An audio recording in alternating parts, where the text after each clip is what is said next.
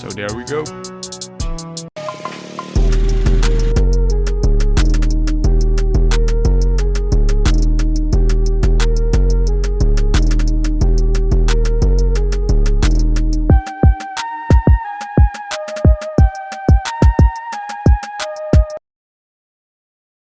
Yo guys, welcome back to today's video. Today's video we got a brand new motorcycle. This is a Yamaha dt50. It's a 50cc street legal bike, so pretty excited to do a build series on this. So now we will go over the things that we need to fix on this bike. I bought this bike from a friend of mine who did the bottom end. He rebuilt it, he put all new bearings in, so that on that side we are fine. So that's good, but on the other side he is not really good at rebuilding, because he put it together with the old piston and the compression is not really what you would like to see on this bike, because a friend of mine has the same engine in his bike. So we need to change the piston out, and also we have to take a look how the cylinder looks. So maybe we have to replace the piston only, maybe also hone the cylinder and put an oversized piston in. But that's what we will be checking out in this video. We will take off the top end of this bike. And then another problem that we're having right now is that the oil, this is the oil tank for the two-stroke oil, and it's leaking pretty good. So it's dripping the two-stroke oil over the exhaust, so that's not good at all. We have to fix that. And then one other thing that's bad is the brakes. We need to get the air out of the system, because right now it's not really that great. But now let's ride this thing and see why I think it needs a new piston. So let's start her up now.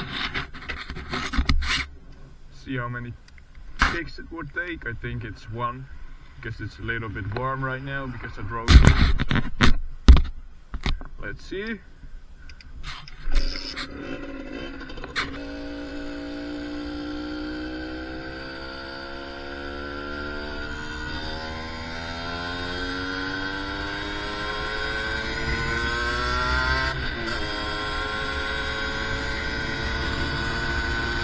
So as you can see right here, the bike doesn't pull very hard in low RPMs, so that could be the piston, but it also could be something else related to the crank. So now let's do a little top speed run on this bike and see how fast we can go.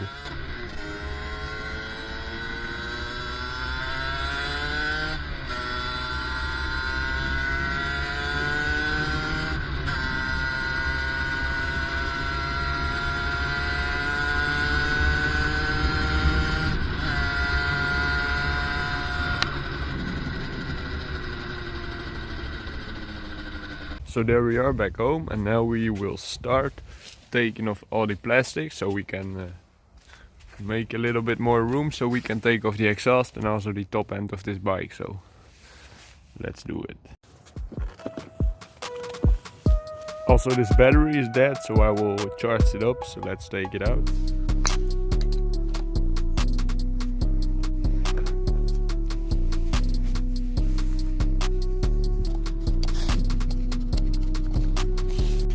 Alright, so now let's get the coolant out of the system so we can open up the cylinder head without water getting into the oil. So loosen this bolt, take off this and let it drain out all the way. So there we go, we got these 3 bolts off, and now this is loose, and now we can pull this off, and then it will drip all the coolant, hopefully in these containers. So let's see.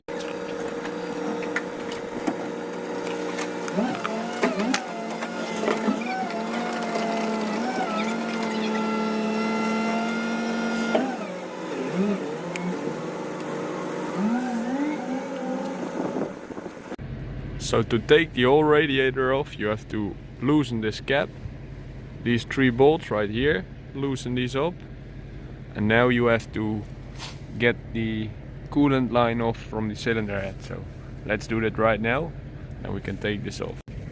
So there we have the coolant system, so let's put this right here. Now I think we have to loosen up the gas tank and put that a little bit higher so we can take off the cylinder head and the gas and the cylinder head. So let's see it. But first let's take off the exhaust now. To take off the exhaust you loosen these two springs on both sides of the exhaust. This is a spring, and then you can loosen this mount right here, and then you can take this whole assembly off. So let's do it right now. So there we have the exhaust off right now, so let's put it in the tray of parts. So then you can take off the coolant temperature sensor. You just pull this off and then we have a little bit more room right there. So we took off the heat shield right here. It was a little hard to get to this bolt, but you have to lift the gas tank and then you can loosen the bolt up. So this is the heat shield. And now let's take the oil reservoir off. Just this clip right here with two cables for the sensor and one cable for the oil. So let's take it off. So this is the reservoir that was leaking oil pretty bad, so we have to replace this or see what's happening right here. So let's put it in the parts bin. So now we have lifted the gas tank. It's really easy to take off the cylinder, only these 4 bolts. So let's crack them loose and take it off. Let's take out the spark plug to have a look what color it is. I hope it's light brown because that's the correct color. Yeah, looks good. This is the head, looks pretty good to me. So the cylinder looks really good. Very happy with that.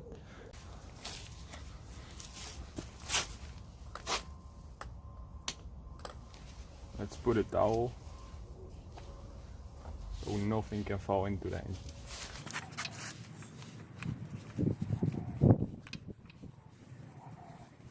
So now the moment of truth. Will the crank be good or will it be trash? Let's see. Yes, I feel up and down right now.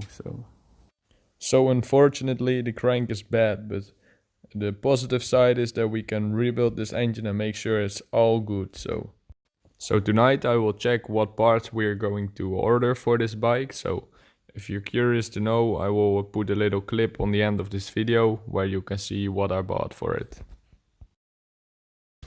So let's empty out this oil container.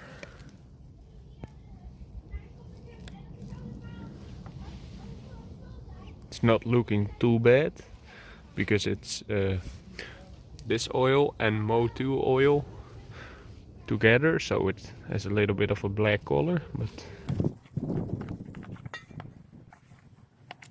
alright, this is the problem, the O-ring is just completely gone. So now let's measure the piston size so we can buy a replacement. Piston measured 40.2 millimeters, so I think you can order these in 40.3 or 40, so I think we need the 40.3, so let's order this right now. So let's go over the parts that I will be ordering tonight. First of all, a gasket set, cost only 15 bucks, so it's pretty cheap, and a crank from Doppler and a piston from Airsal, so it's around 111 euros, so pretty cheap, so let's order it. Next video